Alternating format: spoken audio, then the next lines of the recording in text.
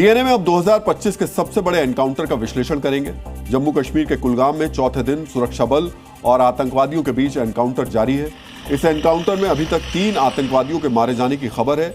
एक आतंकी का शव बरामद कर लिया गया है, वहीं 2 से 3 आतंकवादियों को घेर लिया गया है। लेकिन बाकी बचे आतंकवादियों का काम तमाम करने के लिए सेना ने क्या तैयारियां की हैं और कैसे इन आतंकवादियों को जंगलों में ही दफनाने का प्लान तैयार किया गया है, आज हम इसका विश्लेषण करेंगे। लेकिन सबसे पहले आपको इस एनकाउंटर की हर अपडेट बता देते हैं। सुरक्षा बलों को 29 जुलाई को अखल के जंगलों में आतंकवादियों के छिपे होने की पुख्ता जानकारी मिली और 1 अगस्त की देर रात आतंकवादियों के साथ एनकाउंटर की शुरुआत हुई। पहले दिन एक आतंकवादी को मार गिराया गया। एनकाउंटर के अगले दिन यानी 2 अगस्त को 2 और आतंकवादियों के मारे जाने की खबर मिली। मारे गए एक आतंकवादी की पहचान पुलवामा के हारिस नजीर डार के रूप में हुई। अभी तक 2 आतंकवादियों के शव बरामद नहीं किए गए। इस एनकाउंटर में भारतीय सेना के 4 जवान भी घायल हुए।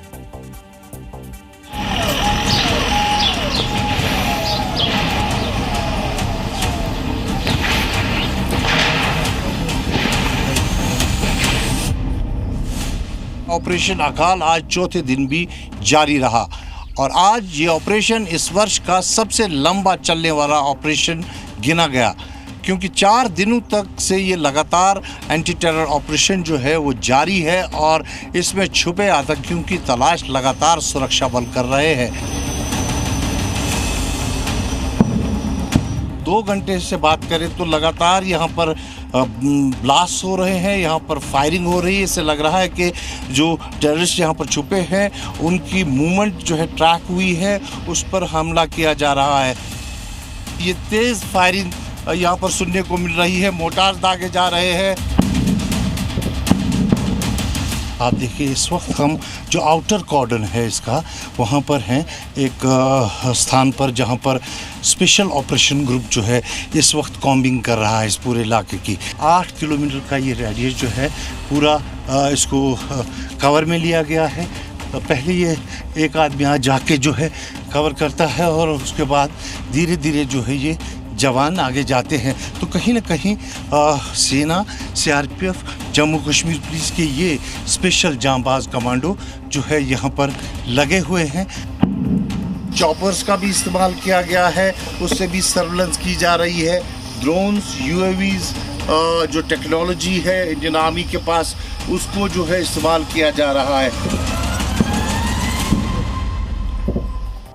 जिस वक्त आप अभी डीएनए लाइव देख रहे हैं, उस वक्त भी सेना और आतंकवादियों के बीच एनकाउंटर जारी है। लेकिन कुलगाम में चल रहे इस एनकाउंटर में अब मौत आतंकवादियों के सिर पर मंडरा रही है, क्योंकि आतंकवादियों के डेथ वारंट पर साइन करने के लिए रुद्र हेलीकॉप्टर को तैनात कर दिया गया है, जिसे खासतौर पर ऐसे ऑपरेशन के लिए तैयार किया गया है।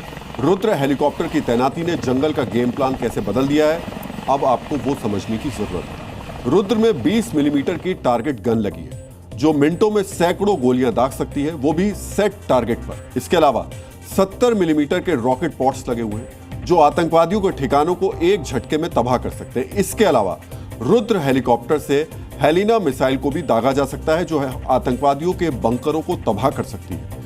लेकिन रुद्र हेलीकॉप्टर की सबसे बड़ी खासियत है इसका नाइट विजन और थर्मल कैमरा, जो आतंकवादियों को अंधेरे में भी खोज निकालने का मादा रखता है। सेना का इरादा बिल्कुल साफ है, आतंकवादियों पर इस बार सिर्फ जवाबी फायरिंग नहीं होगी, बल्कि आतंकवादियों पर पिन पॉइंट अटैक किया जाएगा। मिशन साफ है, एक भी आतंकवादी बच नहीं पाएगा।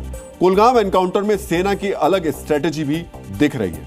रुद्र की तैनाती ने यह साफ कर दिया है कि Kulgam encounter no escape operation है, यानी जहां से आतंकवादियों का बचकर निकल पाना नामुमकिन है। कुलगाम एनकाउंटर भले ही इस साल का सबसे लंबा एनकाउंटर हो, लेकिन रुद्र की तैनाती के बाद यह माना जा रहा है यह ऑपरेशन जल्द ही समाप्त होने वाला है। पहलगाम आतंकी हमले के बाद से भारतीय सेना पहले से कहीं ज्यादा एग्रेसिव हो गई। सेना ने घाटी में मौजूद आतंकवादियों की हिटलिस्ट बनाकर उन्हें ठिकाने लगाना शुरू कर दिया है और इसकी पुष्टि आंकड़े भी कर रहे हैं। 23 अप्रैल को बारामूला में 2 आतंकवादियों को ढेर किया गया। 25 अप्रैल को बांदीपुरा में 1 आतंकवादी को मार गिराया गया। 13 मई को शोपिया में एनकाउंटर में 3 आतंकवादियों को ढेर कर दिया गया। 15 मई को त्राल में 3 आतंकवादियों को मार गिराया गया। मई में ही किश्तवाड़ में 2 आतंकवादियों को सुरक्षा बलों ने मार गिराया। 28 जुलाई को ऑपरेशन महादेव में पहलगाम आतंकी हमले में शामिल 3 आतंकवादियों को मार गिराया गया और अब कुलगाम एनकाउंटर में 3 आतंकवादियों को ढेर कर दिया गया। पहलगाम आतंकी हमले के बाद सेना ने 17 आतंकवादियों को ढेर किया है, लेकिन ये आतंक के खिलाफ भारत की लड़ाई का अंत नहीं है, बल्कि एक नया आरंभ। Zee News.